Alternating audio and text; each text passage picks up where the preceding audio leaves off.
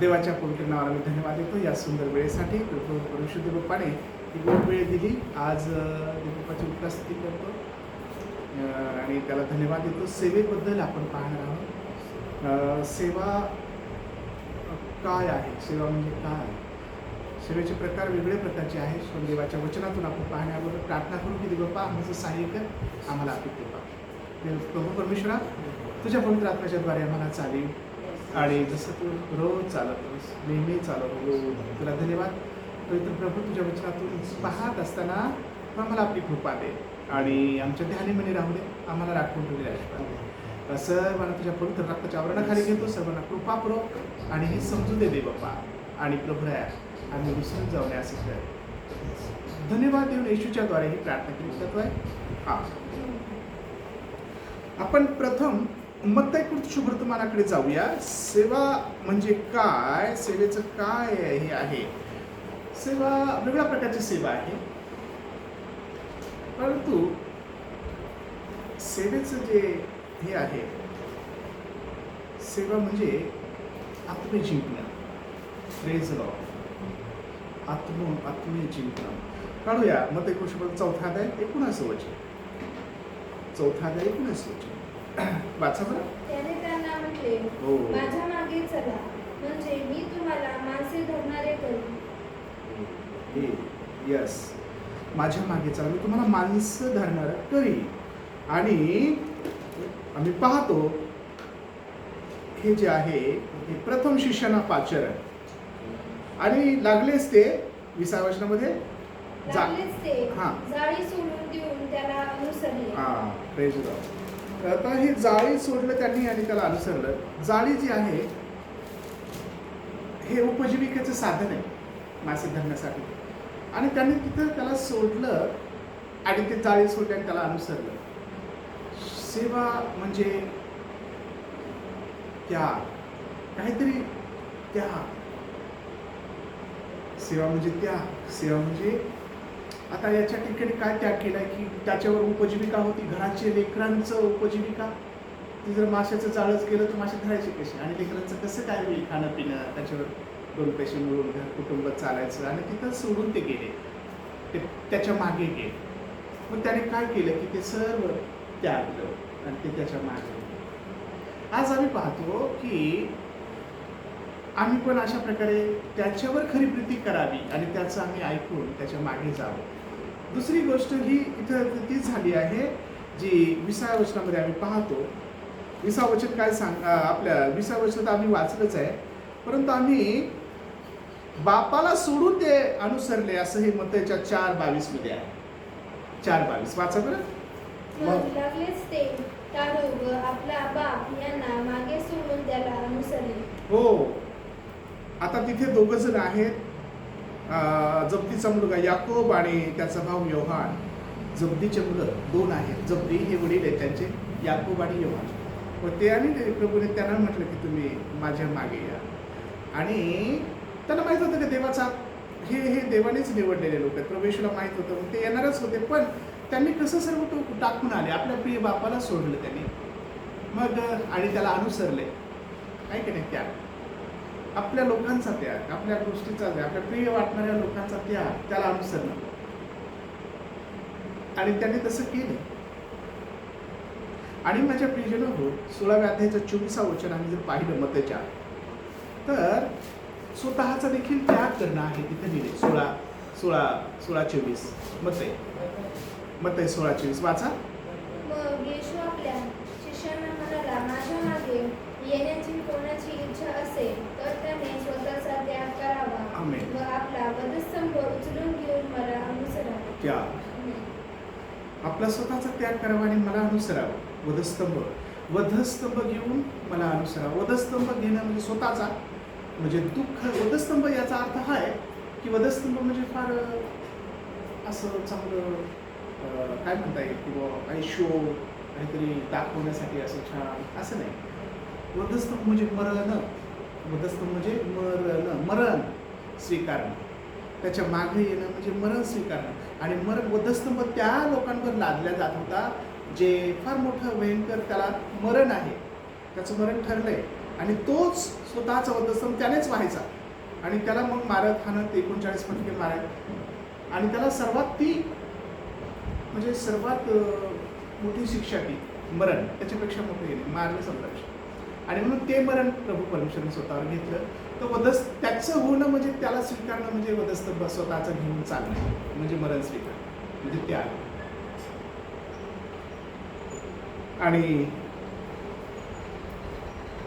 आणि आम्ही पाहतो की हे जे स्वीकारतात देवबापाच्या गौरवासाठी लोक तयार होत नाही, तशा गोष्टी करण्यासाठी तयार होत नाही. पण प्रभू येशूने एका ठिकाणी म्हटलं 16व्या अध्यायात 24व्या वचनामध्ये किंवा 16व्या अध्यायात 25व्या वचनामध्ये जर पाहिलं तिथं काय आहे की आपल्या जीवाला जो कोणी सांभाळेल तो त्याला मुकेल.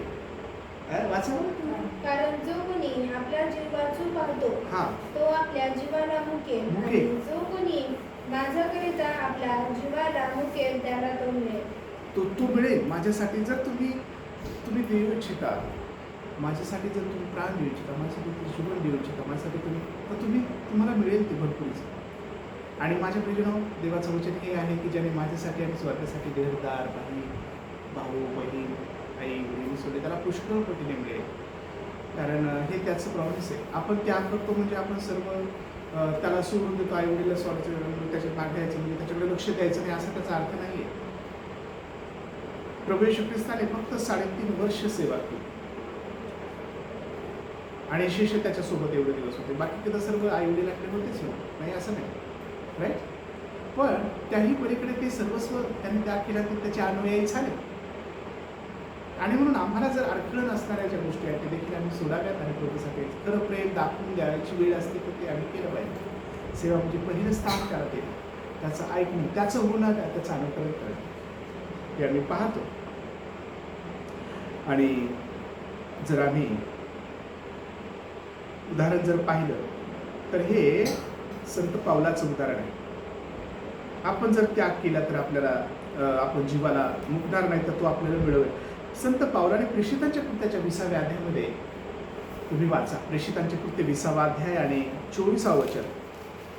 आणि त्या ठिकाणी तो म्हणतो मी कशाचीही काळजी करीत नाही, मी आपल्या प्राण्यांची किंमत एवढी सुद्धा करत नाही, यासाठी की मी आपली धाव आणि देवाच्या कृपेची सुवार्ता निश्चलताने सांगण्याची जी सेवा मला प्रभू येशूपासून प्राप्त झाली आहे ती शेवटास न्यावी. हे मी प्राणाची एवढी सुद्धा हे करत नाही किंवा त्याची सेवा मी करण्यासाठी माझं प्राण जर गेलं तरी हरकत नाही, बेहतर आहे. आणि हा असा व्यक्ती होता तो दुसऱ्याचं प्राण घेत होता म्हणजे मारत होता.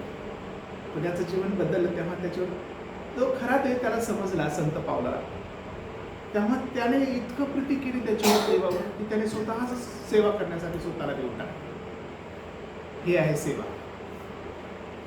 जो विरोधी होता ज्याने दिमश्कच्या रस्त्यावर अनेक लोकांना मारलं, ख्रिस्ती लोकांना, विश्वास नारायण, ते पहिली मंडळी होती ख्रिस्ती नाव मिळालं विश्वास नारायण, तर तो ख्रिस्ताच्या लोकांना धरून परमिशन काढून हाणून मारून त्यांना हे करायचा. आणि ते भीती पसरली होती त्या शौल होतं त्याचं जुनं नाव. आणि मग याने जेव्हा त्या रस्त्यावर प्रभू परमेश्वराने त्याला दर्शन दिलं आणि म्हटलं शौला तू माझं छळ का करतोस, त्याचं जीवन बदललं. तो अंधळा झाला 3 दिवस, त्याच्या डोळ्यावर हे झालं बा असे. आणि मग एका सेवकाने प्रार्थना केल्यानंतर त्याचं ते दिसू लागलं त्याला. आणि मग हे सर्व आम्ही पाहतो, त्याचं जीवन बदललं आणि त्याने सेवा सुरू केली. आणि तो साक्ष देत होता की मी असा होतो. संत पाऊल नाव त्याचं मग नंतर. तर या पाऊलाच्या जीवनामध्ये आम्ही पाहतो की ती मी आता त्याच्यासाठी प्राण द्यायला देखील तयार आहे. 21वा अध्याय 13 वचन प्रेषितांची कृती 21-13 किंवा पौलाने उत्तर दिले, तुम्ही माझे मन पंचविता हो हे काय, मी नुसता बंधनात पडण्यास नव्हे तर प्रभू येशूच्या नावासाठी यरूशलेमेत मरण्यास देखील तयार आहे. हो प्रेज लॉर्ड. मी फक्त बंधनात पडायला तयार. काय झालं तिथे रुमाल होता आणि तो पवित्र आत्म्याने सांगितलं की ज्याचा रुमाल आहे प्रभू म्हणतो त्याला बांधून मारणार आहेत आणि त्याचे हालाल करतील किंवा काय, हा ज्याचा रुमाल आहे. मग लोक म्हणाले हे तर पावलाचा रुमाल आहे. मग लोक रडू लागले तुम्हाला मारतील तिकडे यरूशलेममध्ये वगैरे, मग तुम्ही जाऊ नका. नाही म्हणे, तसं नाही, तुम्ही मला हातभर करता, तुम्ही असं बोलून आणि रडून मला खचवता, खसू ना मला हे होऊ देऊ नका, कारण मी फक्त बंधनात किंवा जेलमध्ये किंवा याच्यामध्येच पडायला हे नाही आहे तेवढं पुरतंच, पण मी येशू ख्रिस्ताच्या नावासाठी, त्याच्या गौरवासाठी, त्याच्या सेवेसाठी मरायला देखील तयार आहे. हे वचन आहे 23:21-13. तर प्रियजन भाऊ, ही असं आहे त्याचं प्रेम, ही आहे सेवा. ख्रिस्ताची सेवा करणं म्हणजे वधस्तंभ घेऊन चालणं, दुःख, त्रास, संकट, वेदना आणि फार कष्ट असतात. मला मी त्यातून आलो, किती गरिबी, किती अडचणी, किती प्रसंग, कसं परिस्थिती राहायची, काय किती गोष्टी. तर हे सर्व काही प्रभूच्या दयेने मला तिथून घेऊन आलं देवा त्याच्यातून. आणि देव जो आहे आपल्या सोबत असल्यामुळे आपल्याला त्या काहीच गोष्टी, जसं की तो आपल्या सोबत असल्यामुळे आम्ही मरी भूमीतून जात असलो, मरी त्यामधून जात असलो, तर ते आपल्याला जणू पाण्याचं ओहोळच वाटतं किंवा पाण्याची झरी वाटतं. तर देव आपल्याबरोबर, आमेन, देव आपल्याबरोबर, आमेन, हालेलुया. तर तुझे हो, ही आहे सेवेचं मर्म, की जे आम्ही प्रभूसाठी प्राण द्यायला तयार होतो, प्रभूसाठी स्वतःला. तर सेवा म्हणजे काय, की त्याचं पवित्र वचन गाजवणं. सेवा म्हणजे त्याचं सत्यता ही प्रगट करणं, त्याचा आपल्या जीवनामध्ये झालेला प्रभाव किंवा आपल्या जीवनात झालेली साक्ष इतरांना प्रेमाने सांगणं. सेवा म्हणजे तारणाऱ्या प्रभू येशू ख्रिस्ताकडे लोकांना नेणं, वळवणं. सेवा म्हणजे प्रभू येशू ख्रिस्ताला आपल्या जीवनामध्ये पहिलं स्थान देणं, देवाला, वचनाला, प्रेज लॉर्ड, आणि सर्वस्व त्याला देऊन टाकणं आपलं स्वतःचं जीवन, प्रेज लॉर्ड. आता पाहूया आपण दुसरं एक उदाहरण आहे पावलाचं. सेवा काय आहे, सेवा कशी करतात, सेवा कशी केली पाहिजे. आमेन. पाहूया प्रेषितांच्या कृती 20व्या अध्यायाकडे जाऊया आणि 34 आणि 35 वचन 2 वचन वाचा कुठेतरी. त्या ठिकाणी संत पाऊल काय म्हणतो, माझ्या व माझ्या सोबत्यांचा गरजा भागवण्याकरता याच हातांनी श्रम केले, हे तुम्ही स्वतः जाणून राहा. सर्व गोष्टीत मी तुम्हाला कित्ता घालून दाखवला आहे की तसेच तुम्हीही श्रम करून दुर्बळांना सहाय्य करावे आणि घेण्यापेक्षा देणे जास्त धन्यता आहे, असे जे वचन प्रभू येशू स्वतः म्हणाला होता त्याची आठवण ठेवा. क्या बात, थँक्यू. पहिली गोष्ट ही आहे की याच हाताने कष्ट केले. संत पाऊल म्हणतो सेवा कशी करावी, काय करावे, कष्ट करून देवावर अवलंबून राहू, कोणाला भीक मागून नाही.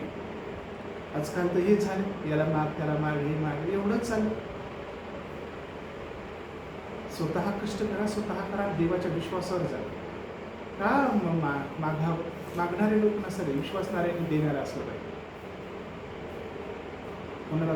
कोणाला पदर पसरायची गरज देव नाही होती. आपण कष्ट करावं माणसं, मी या पक्षात, आणि कोणाला पदर पसरायची नाही. तर देण्याचं वेगळी गोष्ट आहे, जे देवाचं देवाला द्यायचं हे ते. पण त्याने आपण पोटपोषी झालं, मस्त पैकी सर्व चालले, सर्व येते छान छान, आणि कामच नाही. काही वेळेस काही लोक म्हणून मी पूर्ण वेळ सेवा करतो. अरे पूर्ण वेळ सेवा, पूर्ण वेळ करतोस कसा काम संध्याकाळ, आपण तुला लेकर बाळा नाही का, त्यांची काळजी घेत नाहीच करतो.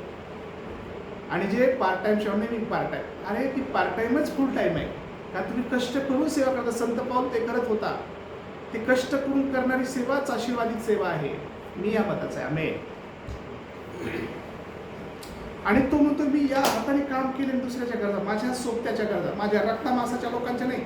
सोबती म्हणजे कोणी दुसऱ्या याचा, सोबती म्हणजे त्याच्या मी गरजा भागवल्या, ते तुम्ही साक्षीदार आहात, तुम्ही जाणून आहात. याला म्हणतात सेवा.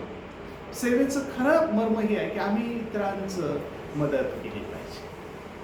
माझ्या कष्टाने मी हाताने माझ्या सोबत्याची मदत केली, असं संत पाऊल म्हणतो या वचनामध्ये. कुठे, जे प्रेषितांच्या कृत्यांमध्ये 20व्या अध्याय 34 आणि 35 वचनात जसं वाचलं आता आपण वचन. पहा की याच हाताने कष्ट केलेत, आणि म्हणून दुबळ्यांना मी सहाय्य पण. आपण ती हौस असली पाहिजे, दुबळ्यांना सहाय्य करायची, गरजवंताला देण्याची, ही आमची हौस असावी, जशी संत पावलाची होती.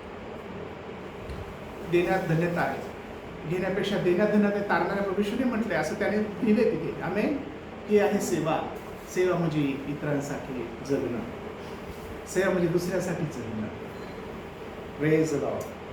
सेवा म्हणजे दुसऱ्यासाठी जगणं, सेवा म्हणजे दुसऱ्याला मदत करणं, हातभार लावणं, संकटात मदत करणं, हातभार लावणं. सेवा म्हणजे काउन्सिलिंग करणं, सेवा म्हणजे प्रेम देणं, सेवा म्हणजे जेवढं करता येईल तेवढं चांगल्या गोष्टी करणं, याला म्हणतात सेवा. वेगवेगळ्या प्रकारच्या गोष्टी आहेत सेवा. वचनाची सेवा आहे. हे संत पाऊल म्हणतो मी अशा प्रकारे केले, ह्या कष्ट केलेत, हाताने केले कष्ट. आणि आता मात्र सेवा तशा राहिल्यात का, असं पाहायला मिळतात का? तशा सेवा करा. नाही तर कष्ट करणारे, काम करणारे, काम करून वेळ काढा देवाच्या गौरवासाठी. कष्ट करा आणि मग थोडा वेळ काढून सेवा करावी. सेवा करावी, सेवा केली पाहिजे. हे प्रेम दर्शवितो. सेवा तर कुणी करत नाही, पण ज्याचं देवावर प्रेम आहे त्याने सेवा बंद करू नये. शेवटपर्यंत त्याला कृपा देतो. का करावं? त्याला तो सहाय्य करेल, त्याची मदत करेल, त्याची सहाय्य करेल. हे लोक जी सेवा करत होते तर सर्व एकत्र आणत होते. मी नेहमी सांगत असतो प्रेषितांच्या कृत्यामध्ये. आणि ते स्वतःच आपलं काही नव्हतं, माझं स्वतःच आहे असं कोणी काही म्हणत नव्हतं. ज्याला त्याला गरज पडेल तसे ते देत होते प्रेषितांच्या कृत्यांमध्ये सुरुवातीला.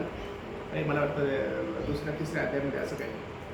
ज्याला जशी गरज पडेल तसं देत होते, कारण ते स्वतःच मी माझं आहे, मला माझ्यासाठी आहे. बाळासाहेबाला मुदी, बाळासाहेबाला ब्रेसलेट वगैरे काहीतरी महान चांगले चांगले भक्तिदार कपडे, असं काही नव्हतं. तर ते सर्व मंडळीसाठी, त्याच्या गौरवासाठी होतं. हालेलुया. तर प्रियजनो, ही आहे सेवा. सेवा जी इतरांची गरज भावून त्याला मदत करणे, त्याच्यासाठी जगणे. ही झाली सेवेचं वेगळ्या प्रकारची गोष्टी. सेवा म्हणजे काय?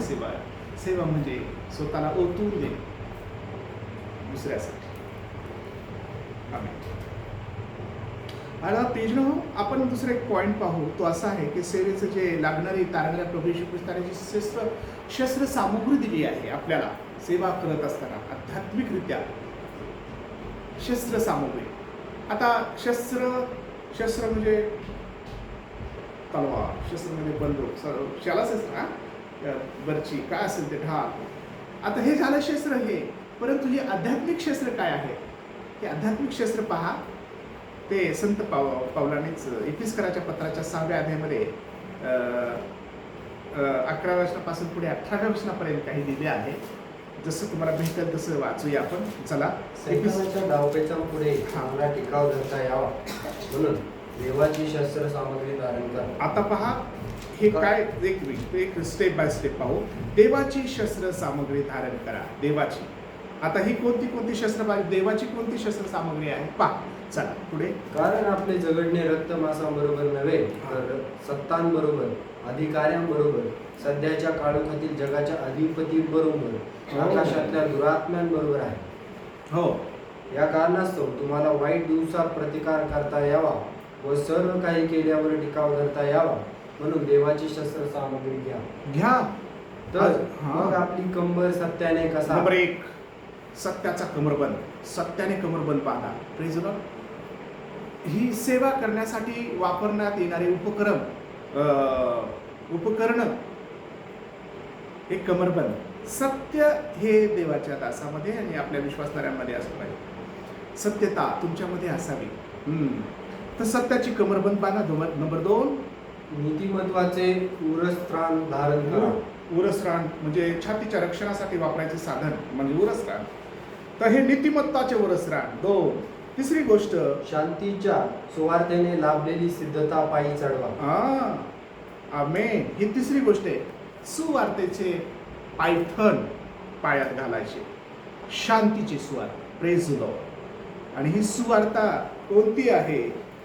तर तुम्हाला सांगतो, तारणारा प्रभू येशू ख्रिस्त, देवाचं प्रेम प्रगट झालं 2000 वर्षापूर्वी. तो कुवारीपासून आला, तो मोठा झाला, त्याने कार्य केलं देवाचं. कसं? देवासून मानव झाला, कुवारीपासून आलेला प्रभू येशू ख्रिस्त. त्याने काय केलं की त्याने जगासाठी आपला प्राण दिला. त्याने मेलेले उठलेले रोगी बरे केले, अंधारात सर्व गोष्टी त्याने केल्या. पण सर्व जगासाठी प्राण देणारा देवाचा प्रियकोपरा मरण पावला. त्याचं काय, अजून काय सुवार्ता आहे की तो मेल्यानंतर त्याला कबरेत ठेवण्यात आलं 3 दिवस आणि तिसऱ्या दिवशी परत जिवंत झाला.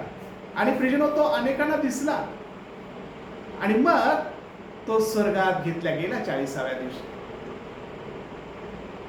स्वर्गात घेतला गेला. अनेक लोक त्याला पाहत होते. त्याने सांगितलं देवदूत देखील मला इथं परत येणार. आणि तो स्वर्गात घेतला गेल्यानंतर हीच वार्ता आहे की जो कोणी त्याचा विश्वास ठेवतो तो स्वर्गात घेतला गेला, तो परत येणार आहे.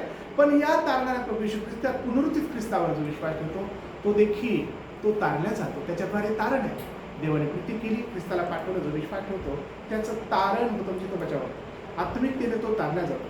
मातीने शरीर मातीचं आहे, पण आत्मा अमर आहे. तो आत्मा ख्रिस्ताला जसं पुनरुत्थित झाला त्याच्यावर विश्वास ठेवणारे प्रत्येक जण हे पुनरुत्थित होतील किंवा त्याच्याकडे जातील, त्याच्याकडे जातील. जर तो आला तर आपण जिवंत असू, तो कुठल्या वर उचलला जाऊ. थैसने करा 4 अध्याय. म्हणून ही स्वार्थ आहे की त्या तारणाऱ्या प्रभू येशू ख्रिस्ताला विश्वास ठेवावा, कारण तो देवाचा प्रिय पुत्र आहे, तो उद्धारक आहे. त्याच्याद्वारे स्वर्ग आहे, त्याच्याद्वारे तारण आहे, त्याच्याद्वारेच अनंतकालीन जीवन आहे. तो मार्ग सत्य जीवन आहे. योहान 14:6. ही स्वार्थ आहे. हे सुवार्तेच्या पायी चढवा. या पायी चढवण्यासाठी जे काही ज्या गोष्टी आहेत त्या अजून पुढे. आणि या सर्वांबरोबर जिच्या योगे त्या दृष्टाचे सगळे जळते बाण तुम्हाला विझवता येतील, ती विश्वासाची ढाल हाती घ्या, उभे राहा. तारणाचे शिरस्त्राण व आत्म्याची तलवार म्हणजे देवाचे वचन ही घ्या.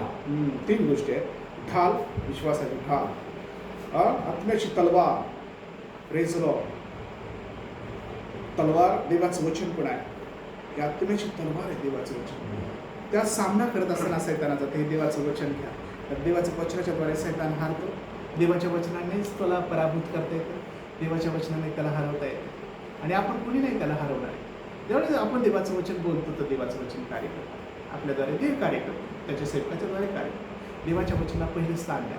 आणि सैतान हारण्यासाठी कुठल्या प्रकारच्या ताकदीचा, बळाचा, आवाजाचा देखील नाही, तर प्रियजन हो त्या आत्मिकतेने देवाच्या आपण जर चांगले संबंध आहेत तर तो आपल्याद्वारे कार्य करेल. देवाच्या वचनाच्याद्वारे देव कार्य करेल. हे वचनाची तलवार हाती घ्या आणि त्याच्या विरोधात उभे राहा.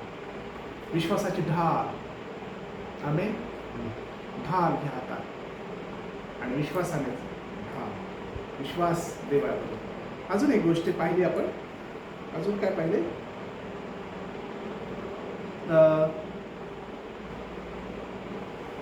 सर्व प्रकारची प्रार्थना व विनवणी करा.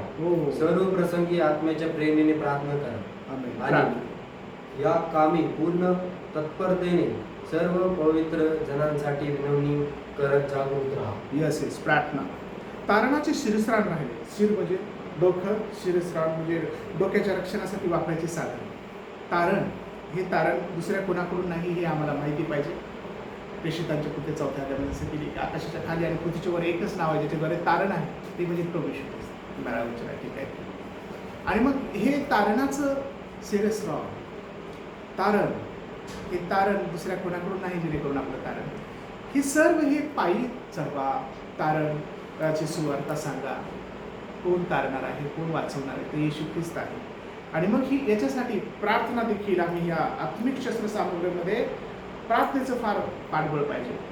जर प्रार्थना नाही तर सैतान चित होत नाही. त्याला चित करण्यासाठी जसं वचन आहे, या सर्वच गोष्टी महत्त्वाच्या. जसं ढाल आहे त्याचं हे करण्यासाठी, संरक्षण करा, आपलं स्वतःचं संरक्षण करण्यासाठी. जसं तलवार आहे स्वतःला त्याला लढण्यासाठी, उभा राहा खंबीरपणे. आणि प्रार्थना ही आत्मिक ही कृपा आहे की जे त्याला हरवते, ज्याला गारद करते आणि तो हारतो. म्हणून ही प्रार्थनेला कधीच खंड पडू देऊ नये. आणि हे आपल्याला लिहायचं आहे, हे अंगीकार करायचं, कारण त्याचं घेऊन चालायचं आहे. त्याच्या विरोधात सेवेच्यासाठी लागणारी शस्त्र सामुग्री हे धारण करायची. आम्ही हा एक दुसरा पॉईंट आहे. काय शस्त्र सामुग्री आहे तर एपिस्कलाच्या पत्रामध्ये आहे, ती आम्ही घेतली पाहिजे. तेव्हा आम्हाला त्याच्यापुढे उभं राहता येईल, त्याला हरवता येईल. आणि ते लढाई ही आमचं झगडणं रक्त मांसाबरोबर नाही तर दुरात्म्याबरोबर आहे, अंतराळातील. हालेलुया असं लिहिलंय देवाच्या वचनामध्ये. आणि म्हणून आम्ही यांच्यासोबत कधी लढायचं तर या शरीराने नाही. आता प्रार्थना करतो आपण, लोकांच्या सैतान काहीतरी गडबड आरडतं ओरडतं, आपण त्याला धरतो का? त्याला काही नाही करत, ते बरोबर सुरू होते त्याचं. कारण का? कारण देवाचा आत्मा करतो तो आणि पवित्र आत्म्याचं सामर्थ्य उतरते, त्याची ताकद उतरते, ती आत्मिक बळ उतरते आणि तो हारतो आणि तो तिथं थांबू शकत नाही. राईट? म्हणून ही आत्मिक शस्त्र सामुग्री आम्ही जे धारण केलेले आहे ते आपोआप आपल्यामध्ये ते दिसून येते आणि देव हा कार्य करतोच त्यावेळेला, प्रार्थनेच्या वेळेला. हालेलुया. आता पाहूया, आम्ही हे शस्त्रसामग्रीबद्दल आम्ही इफिसकाराचे पुत्र 6व्या अध्यायामध्ये पाहत आहोत, 11व्या वचनापासून 18व्या वचनापर्यंत परिचय हो. त्याचप्रमाणे आम्ही त्या तिसरी गोष्ट पाहू की काय त्या आम्हाला अधिकार दिले देवाने सुवार्तेसाठी किंवा आम्ही जात असताना. तर हे आहे मत्तई सुसमाचार 16व्या अध्याय आणि 19 वचन. काहीतरी अधिकार दिले देवाने. काय आता ते वाचणार आहोत आपण. वाचा प्लीज.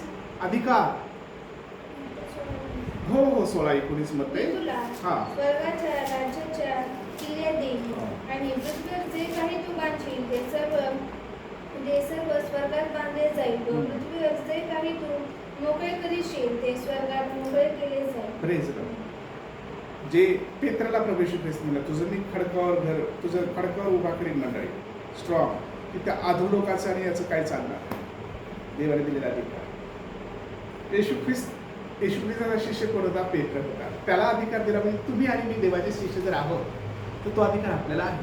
तो म्हणतो त्याला, प्रभू येशू ख्रिस्त, पेत्रा तू जे उतरावर बांधशील ते स्वर्गात बांधले जाईल, इथं मोकळं करशील ते स्वर्गात मोकळं केलं जाईल. एवढा मोठा अधिकार. आणि माझ्या प्रियजनो, इतका मोठा अधिकार दिला की पेत्राची सावली माझ्या लेकरांना पडावी म्हणून लोक ते खाट आणि वगैरे त्या लेकरांना तिथे आणून ठेवत होते की इथून पेत्र जाणार आहे, त्यांची सावली पडली तरी माझं बाळ बरं होईल. आणि लोक बरे होत होते. ती दुर्कस नावाची ती जी होती बाई बहीण, दुर्कस, क्षमा करा, प्रेषितांच्या पुतळ्याचा 9व्या अध्यायामध्ये दुर्कस उर्फ हरणी उर्फ टबिता उर्फ दुर्कस, हरणी त्याचा अर्थ होतो. आणि मग ही जी होती हिला कसं काय, आता त्या पेत्राने प्रार्थना केली आणि ती मेलेली उठली. जिला आंघोळ घातली होती संपूर्ण मेली होती, ती मरण पावली होती. तर हे म्हणायचं आहे, हे अधिकार देवाने दिला होता. मेलेले देखील त्याने प्रभू आणि अनेक सेवकांनी पवित्रजनाने हे केले, मेलेले येशूच्या नावामध्ये. तो म्हणतो मी तुला तो अधिकार दिलेला आहे. शिष्यांना अधिकार दिले, देवाने अधिकार दिले, बरं करण्याचा अधिकार. तुम्हाला फुकट दिले, फुकट द्या. भूते घालवा. शैतानाला वरील अधिकार तुम्हाला मी देतो. विंचू वगैरे याला तुडवा, साप आणि याच्यावर सर्व गोष्टीवर त्याच्यावर तुडवत चाला, तुम्हाला काही होणार नाही. हे केलंच नाही. तर प्रियजनो, हे तुम्हाला जुन्या काळामध्ये ख्रिस्ताने सुद्धा आपल्याला त्याच्यावर अधिकार दिला. सैतानाला किती मोठा भयंकर सैतान असला, किती मोठा जादूगार वगैरे, देवाच्या सामर्थ्यापुढे त्याचं काही चालत नाही आणि ते सर्व जळून जाते जर देवाच्या सेवकाने तसं बोलला तर. आम्ही प्रियजनो, हे वर्चस्व हे प्रभूने तुम्हाला आणि मला दिले. आम्ही पुणे ही किती महान गोष्ट आहे की देवाने तो अधिकार आपल्याला दिला. आणि मग द्यायचं कारण कशाला? तुम्ही का घाबरता? विषय हा आहे की प्रार्थना करत असताना लहान लेकरं घाबरतात कारण ते लहान आहे.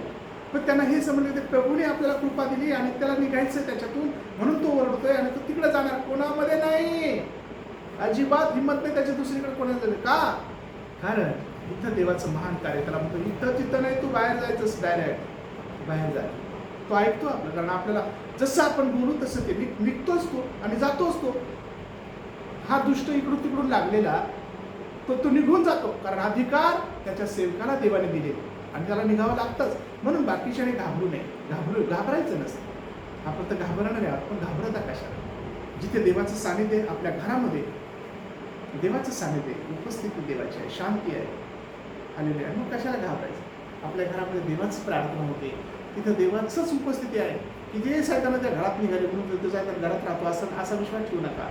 असं देवाचं सामर्थ्य आहे.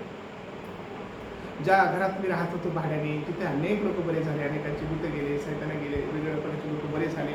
तिथे गोड शांती असायची. तिथेच राहायचं, तिथेच प्रार्थना करायचं. चर्च नव्हतं, काय नव्हतं, म्हणून त्या इथं आपल्या सर्व चालेल. ही गोष्ट आहे की प्रभू जिथं आपल्यासोबत आहे म्हणजे आपण कुठेही जरी गेलो तरी देवबाप आपल्यासोबत आहे. आणि तिथं सैतानाचं काही चालत नाही. आम्ही तर त्याच्यावरचा अधिकार तुम्हाला आणि मला दिला. लोक म्हणतात तुम्ही इथं राहू नका. म्हणजे का? इथं अनेकांचे भांडणं होतात आणि इथं काही तुम्ही टिकत नाही अजिबात. तिथं काहीतरी गडबड आहे आम्हाला वाटतं बाळासाहेब. आणि आपल्याच लोकांनी सांगितलं जवळच्या. आता त्यांनी प्रेमापोटी सांगितलं, म्हणजे आम्हाला असंच पाहिजे चॅलेंज आहे. तर आम्ही देवाचे लोक आता प्रभू सैतान काय करतो? आम्ही उपास प्रार्थना केल्या, सायमध्ये देवाला कृपा माझ्या घरात शांती आली, आशीर्वाद सगळं शाप निघून गेले. गडबड येशूच्या नावात थांबवली. कारण प्रभूमध्ये ताकद आहे, सामर्थ्य आहे, आमचा हा विश्वास आहे. आणि आम्हाला कधीच कोणाची आमची भांडणं झाले नाही, काय नाही. आणि देवाच्या सेवेच्या वेळेस अभिषेक लोक आले तर फार शांती या ठिकाणी, किती गोड अनुभव आहे इथं, वा असं ते म्हणाले. लोक म्हणाले पवित्र देवाची सेवा. तर प्रियजनो, त्याच्यावरचा आपल्याला अधिकारावर घाबरून पडायचं नाही, तर त्याला घाबरवायचं, कारण तो अधिकार आपल्याला दिलाय. अधिकार दिलाय सेवेसाठी आम्हाला देवाने. आमेन.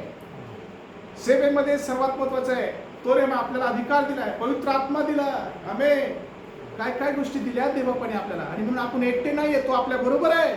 देवाचा आत्मा आपल्याला चालतो, पवित्र आत्म्याने भरून गेलेले आपण देवाचे लोक आहोत. आणि आपण घाबरगुंडी आपली व्हायला पाहिजे नाही.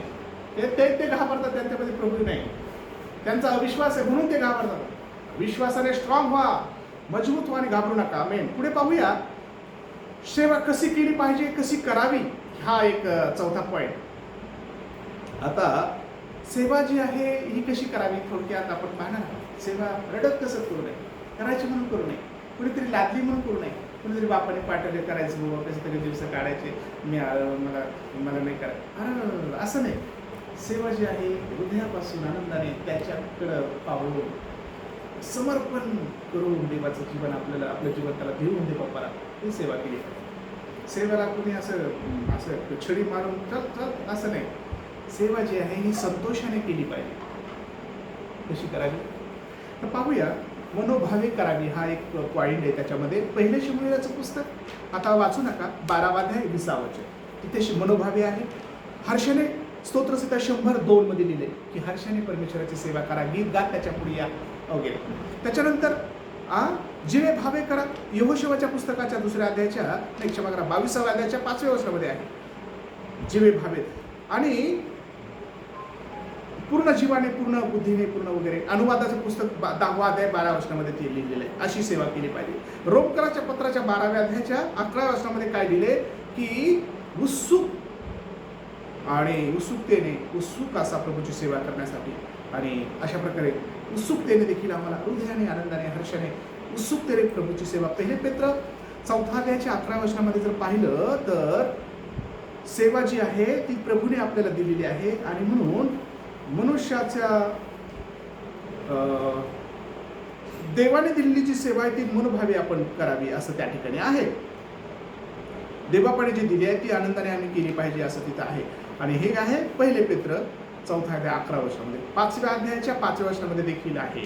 आता मत्ती कृष्णवर्तमानाच्या 20व्या अध्यायाच्या 28व्या वचनामध्ये मनुष्यच जे काही मनुष्याचा पुत्र सेवा करून घ्यावं याच नाही, तर सेवा करण्यासाठी आलाय, दुसऱ्याची सेवा करण्यासाठी आलाय, आणि पुष्कळांच्या साठी आपलं प्राण देण्यासाठी, खंडने देण्यासाठी प्राणाचे रक्त सांडून तो येशू ख्रिस्त अशी सेवा त्याने करून दाखवली. सेवा आनंदाने करावी, सेवा हर्षमनाने करावी, सेवा रडत कसत करावी, सेवा हृदयाने करावी. आणि येशू ख्रिस्ताने आनंदाने सेवा हर्षाने केली. त्याने ते आणणंच होतं त्याचं की देवाची इच्छा मी पूर्ण करावी, हेच माझं प्राण नाही. आणि म्हणून आज आम्ही कोणासाठी करतो? ज्ञानासाठी, का लेकरबाळासाठी, का काहीतरी दुसरंच काहीतरी करण्यासाठी, त्या नावलौकिकसाठी, कोणासाठी सेवा करतात लोक? तर त्याचं सत्य प्रकट करण्यासाठी, सत्यता दाखवून देण्यासाठी. येशू ख्रिस्त तारणारा उद्धारक आहे आणि तोच वाचवणार आहे हे दाखवण्यासाठी, त्याचं प्रेम वाहून नेण्यासाठी स्वतःचं जीवन देऊन कशी सेवा करावी, त्या पूर्ण अशी सेवा करावी. आणि माझ्या प्रियजनो, 4था पॉईंट जो आहे सेवा कशी करावी पाहिलं. आता 5वं जर पाहिलं की आम्हाला सेवेचं पारितोषिक आहे का, तर हो, सेवेचं पारितोषिक आहे, बक्षीस आहे, आणि ते मिळवण्यासाठी आम्ही सेवा करावी. का करावी? हा करतात लोक. वरील गोष्टी ज्या आहेत, ज्या अविनाशी आहेत, ज्या आम्हाला मिळणार आहेत, अविनाशी मुकुट, वेगळ्या प्रकारचे त्याचे आशीर्वाद, सुंदर सुंदर घरं तिथे आहे ना. मी घर तयार करायला चालू, तुमच्यासाठी जागा तयार करा, तिथे जिथं आहे तिथं तुम्ही असावे. आणि वेगवेगळ्या प्रकारचे बक्षीस कोणते आहेत, सुंदर सुंदर देवाच्या हातात, जे आम्हाला आमच्या सेवेचं प्रतिफळ प्रभू देणार आहे. आणि म्हणून ते आहे 2 तिमोथेच्या 4 अध्यायाच्या 8व्या वचनामध्ये की नीतिमत्वाचे मुकुट माझ्यासाठी ठेवला आहे. एवढं एक वचन वाचा. आम्ही 2 तिमोथीचं पुस्तक, तिमोथ्याला 2 पुस्तक, तिमोथ्याचे 2 पुस्तक, त्याचं 4 अध्याय आणि 4थ्या अध्यायाचं 8वं वचन. आता जे राहिले ते हेच की माझ्यासाठी नीतिमत्वाचा मुकुट ठेविला आहे. प्रभू नीतिमान न्यायाधीश आहे. तो त्या दिवशी मला तो मुकुट देईल आणि तो केवळ मलाच नव्हे तर त्याचे प्रकट होणे ज्याला प्रिय झाले त्या सर्वांनाही देईल. त्याचं प्रकट होणं ज्याला प्रिय वाटतं किंवा येणार आहे तो आपल्याला घेऊन जाण्याचा त्या सर्वांना तो देणार. तो अविनाशी मुकुट. हे मिळवण्यासाठी माझी धाव संपली. आता मी ते मिळवण्यासाठी थोडंसं ते राहिले आणि मग मी जाणार आहे तिकडे ते भेटत मला. आम्ही ही सेवा आपल्या याच्यानंतरही काहीतरी आहे बक्षीस. सेवेचं कष्टाचं प्रतिफळ स्वर्गात आहे. प्रभू येशू ख्रिस्त देणार आहे. आणि हे जर आम्ही दुसऱ्या अध्यायाचं 5वं वचन जर वाचलं ना तिमोथेच्या दुसऱ्या पुस्तकामध्ये तिथंच 2 अध्याय 5वं वचन तर तिथं काय लिहिले पहा बरं. काय आहे सेवेचं बक्षीस. जर कोणी मल्लयुद्ध करीतो तर तो नियमाप्रमाणे केल्या वाचून त्याला मुकुट घालीत नाही. मल्लयुद्ध म्हणजे कुस्ती.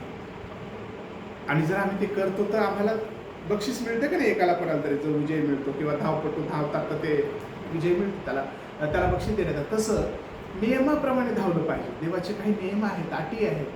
सेवा करताना पाप नसावं. सेवा करताना त्याच्यामध्ये लोभ नसावा.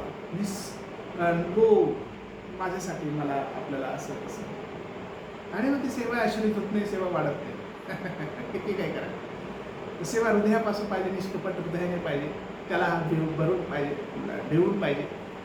आणि जसं की बलयुद्धाचं जे आहे कुस्ती खेळतात आणि त्याला एकाला बक्षीस मिळतं ते त्या नियमाने करतो. तो नियमातच राहावं लागते. डाव पेचे करायला लागते किंवा त्या गोल निंदामध्ये दुसरीकडे खेळताना तिथं बाहेर गेलं तर नाही जमत ते. अशा प्रकारे जे नियम आहेत त्याप्रमाणे केलं तर आम्हाला ते मिळणार आहे. आणि म्हणून नियम काय आहे की देवावर प्रेम करणं, पापापासून दूर राहणं, त्याला आवडणारं जीवन जगणं. आणि जो कोणी अशा प्रकारे निस्वार्थतेने आनंदाने हर्षाने करेल त्याला बक्षीस. आणि माझा विश्वास आहे की या सेवेचं मर्म आपल्याला समजेल. आणि म्हणून सेवा ही आहे ही रडत कसत करू, आनंदाने करा, हर्षाने करा. देव जशी कृपा करेल तशी करा. आणि म्हणून सेवेला अंतकरण पाहिजे. कुणाचं तरी बोधरिशन, कोणाचं तरी काही आपल्याला ओझं असं हे कोणीतरी पाहते म्हणून नाही. ती देवबाप्पाने दिली आहे. ती देवाच्या गौरवासाठी करायची आणि ती शेवटपर्यंत करायची. कुण्या व्यक्तीसाठी नाही, कुण्या त्याच्यासाठी नाही, कोणासाठी तारणाऱ्या प्रभू परमेश्वराने ते आपल्याला सोपवली, त्याने आपल्याला सांगितले. ती शेवटात न्यायची आनंदाने. त्याची कृपा मागायचं, सहाय्य मागायचं. तो आपल्याला सांगितले. माझा विश्वास आहे की प्रभू तुमच्या सोबत आहे. सेवेसाठी कंबर बांधा, सत्याने कंबर बांधा. विश्वासाची ढाल हातात घ्या. देवाचं वचन आपल्याची तलवार हातात घ्या आणि शिरस्राण गुरस्राण घ्या. सुवार्तेच्या पायी चढवा. सुवार्तेचे जे काही हे आहे पायथन ते चढवा आणि बाहेर पडा. प्रभू येशू ख्रिस्त हा प्रेम करणारा देव हे इतरांना सांगा. तो धर्म नाही, तो जीवन बदलण्यासाठी आलाय. आणि कोणीच धर्म बदलू नये खरंच तर हे जीवनच बदलण्याचं ते माणूसही जीवन बदलू शकत नाही. देव बदलणार आहे जीवन. फक्त अभ्यास करा, फक्त अनुभव घ्या, फक्त विश्वास ठेवा. चिखला मातीवर आणि दगडावर विश्वास ठेवून नाही जमत, त्याच्यात देव राहत नाही हे इतरांना सांगा. याच्यात खरं सत्यता आहे की देव कोण आहे. देवाने सर्व विश्व बनवले, मग तो दगडात राहील कसा. तो आहे ज्याला माणसाने देवाला पाहिलंच नाही तर मनुष्य त्याच्यात थांबूच शकत नाही. जरी देवाला बनवलं दगडात, थांब बाबा तू जरा मी येतो. आणि म्हणून देव जो आहे तो कुठं आहे तर सर्व ठिकाणी आहे. तो दिसत नाही, पण मग हे तर मर्म आहे.